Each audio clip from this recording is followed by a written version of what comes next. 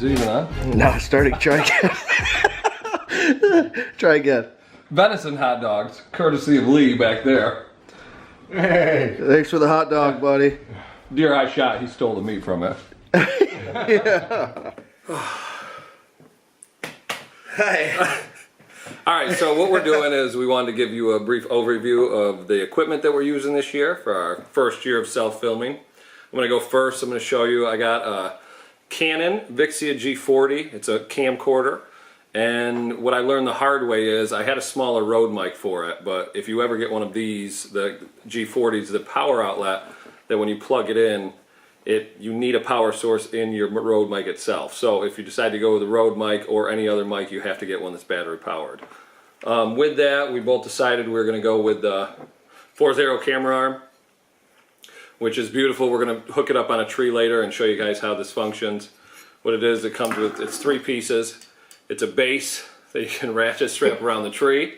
The ball and joint that you put on there with a self-leveling kit, and we're going to show you a little bit more in depth of how to do that when it's on the tree.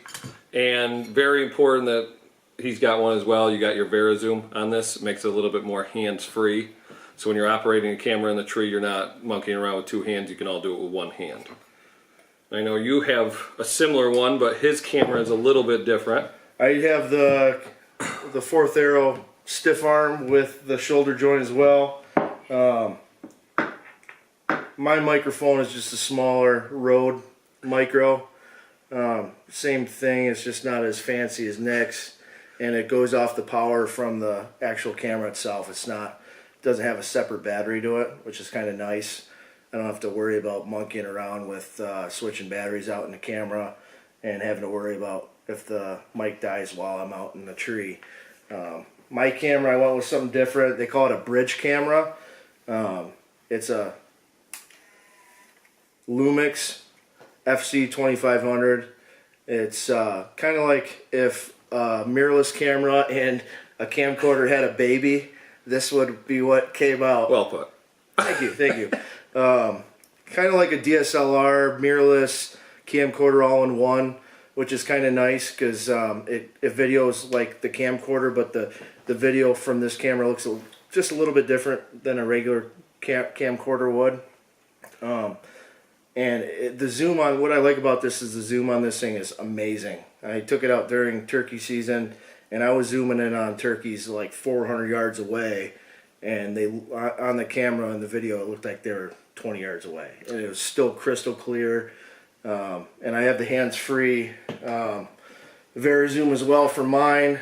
The only difference with the Panasonic cameras is the Varizoom doesn't have as many options as, like, say Nick's does it for his camcorder. Mine only has the zoom on it and the record button. So in order to utilize it, you have to manually turn the camera on the actual camera itself to get the Varizoom to work. But the Varizoom's nice because it plugs right into your camera, goes off the power of the camera, and you don't have to worry about a separate battery for that either. And one of the tricks that I learned turkey hunting this year with my dad, my nephew, and my brother-in-law is that with the camera, and if the battery does die, what you have to do is simply, instead of panic, because it'll show you it's got, this Rode mic actually has a little sensor that shows it to you. What you can do is you just have to unplug it. So if your mic ever dies and you have a Rode mic, the external or the internal mic in this will pick it up if that ever happens to you. So all you got to do is unplug it. But we have one of the important pieces that we left out with the fluid head itself. Make sure if you invest into it, make sure you invest into a good fluid head. And I know Trevor and I got the same ones. Good fluid head is key because you don't want shaky panning when you're going to on an animal. No one wants to see shakiness on a camera. That's why a lot of guys, when they first start self-filming, they buy the cheap stuff. You know, right. $200 camcorder with a $20 fluid head, and it's worth the extra investment. It's worth the extra money. You know, I mean, to me, I'd rather spend more to have good quality footage, because I don't want to sit at my house, look at the footage, and be like, why didn't I spend extra money on a camera? Because you're going to end up spending extra money on a camera anyway, because after your first few months of filming, you're going to realize that you love it, because it's absolute addiction for me, I know. It's a new challenge, is what we were talking about in the car ride up here. It's basically getting out there and having just another aspect where a lot of hunters, you know, it's difficult to throw the camera, and you're going to see in our footage this year, I'm sure we're going to miss chances of opportunities of deer on film, but just another aspect makes it a little bit more challenging. What we're going to do is when we're going to go out and shoot for you guys, we're going to show you 2 different camcorders. So you're going to see my footage and like with the zoom with the Canon, and then we're going to do his Lumix with the zoom and just show you a couple different options to see if what you'd like to purchase, or if you want to have any questions about these, we can answer questions for you. Also, another thing is second angle camera is kind of a big deal. Yeah. We each bought what's your camera? It's a Lumix. A Lumix. He's got a Lumix vlogging camera, they call it. It's kind of like a mirrorless type of camera. I have a Canon M10, and that second angle is kind of a big thing, because if you don't get the deer in the frame when you're filming with your main hunting camera, you also always have that second angle camera. That's why a lot of guys use the GoPros. And we thought about picking those up for the chest pieces or like on your hat, because I know Trevor hunts with a hat on. I don't. I just have a face mask, so I'm going to get one for the chest in case we miss it, because a lot of hunters, especially when you're self-filming, you get so concentrated with a shot that after you shoot the deer, you start watching the deer. It's something that we're going to have to get in the habit of grabbing the camera and trying to get it on there. So also when we get outside, we'll show you the differences between the vlogging cameras that we're using. It's definitely an investment. I mean, I have a bag of extra batteries for each camera, because when you're filming, you'll see that the microphone takes battery power away, the Varizoom takes battery power away, and the last thing you want is to be sitting in a tree and have that red light flashing on your camera saying that your battery's about to dead when you have a buck coming in. So, and as you can see with all this gear, like I've got a light as well for, say, a nighttime recovery if you need an extra light. There's different shoes on the different cameras. There's tripods that I have over here, accessories galore. So what we're going to do is we're going to show you the packs that we have too. I know Trevor's got a little bit nicer of a pack than I do, but I just bought one online. It's one of the digital camera packs for a camcorder. It's got pockets that hold accessories. We're going to show you as we store it away there. But you need a good pack to bring it in with too, and you got to consider how big this is going to be on a tree. So when we hang it up, this is just going to sit right off the ladder, or I'm going to take one of the tree or archery hooks and hang it on one of those. I decided to go with the Sitka Gear tool bucket. It's an expensive pack. But worth it. But it's completely worth it. There's so many pockets for this thing, especially for somebody who's self-filming. Me, I take one of these cereal containers. Dump out the Lucky Charms. And it's kind of nice because it fits right in there, and I don't have to worry about my camera stuff getting crushed. Everything's in this, so I can just pull it out. Extra batteries, microphone. Both my cameras fit in this. And then you still have all this room for your other stuff, your saws, your knives, everything. And then this front pocket is where I keep my shoulder for my arm. And then it's as simple as just putting my camera arm right here on the side pocket and then strapping it right in. And you're ready to go. All right. All right, so I'm gonna pack up my back. Back on my back. So this is my little cereal container I bought at the old local Walmart. It's only a few dollars. I put all my stuff in here. So here's my battery packs. Boom.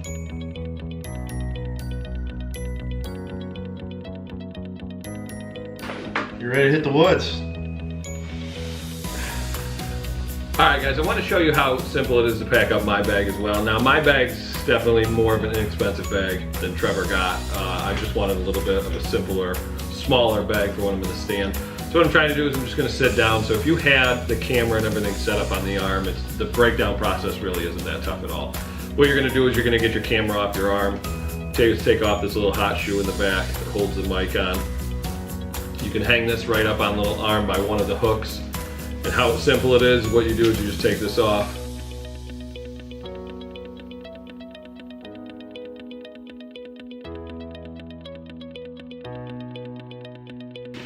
Just throw it on my back and drop your bow and get out of the woods. Alright guys, so we set up the base, and what you want to do is when you set up a base, it's actually a very simple process. You just put it around the tree, you ratchet it down to the tree. Now what you want to do is you want to have this waist high.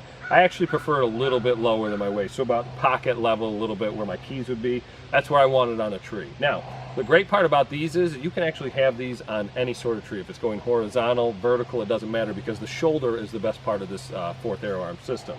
So if you want to bring it in here, what you do is you have this two-piece. All right, so you want to drop this down. What you're going to do is you're going to slide it between these rectangles all the way down through. And when you get it all the way down through, it needs to go through both levels. So when you get it down through, you turn this, and you're going to have to go underneath it a little bit. You turn it, and then you secure it. So as soon as it's secured, you're going to want a nice tight fit on this. You come up here, and now this is the amazing part of the shouldering system. So what this does is you have a key here, and what we like to do is we like to leave the key right in it. People will talk about noise if you leave it dangling. Just leave the key right in. When you untighten it, you can move this whole joint, and what it does is it comes with a level. So what I like to do is I like to put it and just make it snug until I grab my arm, which will be on my pack. If you can visualize it, it'll be on the ladder right here. I unclip it, and what it does is this just slides right into place. So when it slides right into place, what you can do is, if you're going to come over here and take a look at it, super quiet too, guys. Yeah, super quiet. So what you do is loosen it back up a little bit, make sure that that ball, that leveling joint's there, and then this is the part you have to make sure is really tight. So give it a little bit of an extra torque, not too much, but just a little bit of a torque, because when you're using this camera arm, and what I'm going to do is I'm going to grab my camera in a second. When you're using this arm, if you push down on it, you can actually move this part or portion of it. So make sure it's tugged and it's not going to go anywhere. But then when you get it, what this little thing does right over here, and what this knob actually does is it compresses it. You want movement in the camera, so don't expect it as tight as it gets. Don't expect it to not be moving. What this is, it just puts a little bit of pressure on there so your camera doesn't drag it down. So what I'm going to do now is I'm going to sit here and I'm going to put my camera on. So when you get the camera on, whatever fluid head you decide to go to, just Nick's using the Manfrotto 128 RC, which is not a top-end Manfrotto, but it works really well. Yeah, perfect for self-filming. It fits our needs, is what we found. So once you get this on here and you get your Varizoom plugged in, like I was telling you before, a little bit below waist level, you're going to have it right next to the tree with you, and it gives you the accessibility to move it all around as you're filming your hunt. And what we notice too is if it, say a deer's coming in from the back angle, so if you want to walk around, what we like to do is, the limited time that we use it, actually kind of switch hands and hold this, because then you can bring this arm further into you, so you're not making as much movement with that deer coming in as possible, trying to limit that movement. And then you can move it like this and then back out, switch arms, grab your bow, and like I said, you want to be on your dominant hand, the one you're not going to be holding your bow in. So this is a setup. We actually thoroughly enjoy it. We recommend it to anybody. And this is what we got. All right, so what we want to do is we want to give you a little bit of a hunting scenario. And what I like about the fourth arrow system is they actually have a hook down here that we didn't touch on earlier that I want to mention. It's perfect for a grunt call. So if you have a buck 50, 60 yards out and you need that quick accessibility to hit the grunt call, just give him the, and if say he's coming in, it's not a lot of movement, and if he's coming right up, you can hang it up, get the camera arm to where you need it from. And which I love about the camera that I'm running is I can take this, turn it, and have it face me. So I don't have to look at it. I can, or with my Varizoom, zoom into the block target and have that deer come up. So what I recommend also when you're using this, because you're going to be hands off, if you have one of the wrist releases, it's fine because you can clip it right in. I shoot one of the thumb release.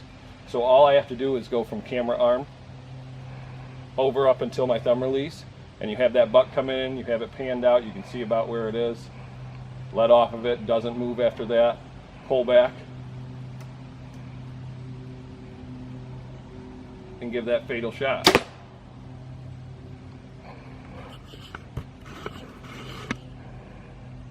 Dead deer.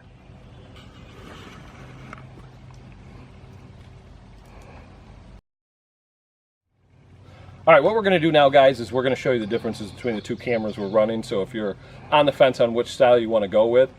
So what we're going to do is we're going to just slide this over. We're going to put it right on the block target. We're going to take a few shots using my Canon VIXIA G40. And then we're going to switch it out with Trevor's bridge camera, which is the Lumix. And we're going to show you the difference between them. Hope you enjoy.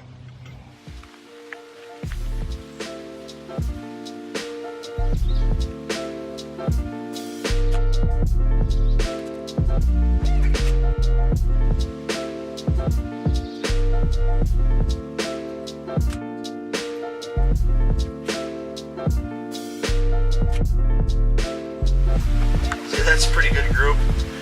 I had to shoot that last one a little bit above. We were afraid of. Yeah, Nick had to shoot the lungs on the first one because we got 3 in the heart right there, and there wasn't much room for another arrow. Yeah, take it. Sorry, I zoomed in. 20-yard shots, nice groups. This is the Canon G40, or the Canon VIXIA G40.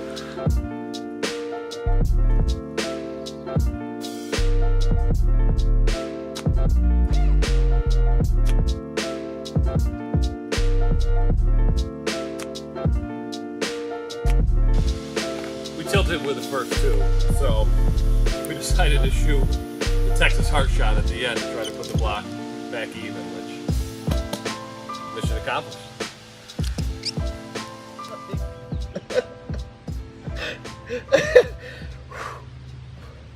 Alright, so today we just wanted to give you guys a lowdown on self-filming, and it might not be as hard as you guys would imagine. If you've ever thought about trying to self-film, you know, you don't have to have the best gear in the world, but it does help. It makes it a little easier. If you buy cheap stuff to begin with, it may not be as enjoyable, and you might not want to keep going with it. The best advice we can give you is just take your equipment out, get familiar with it, and just have fun out in the field.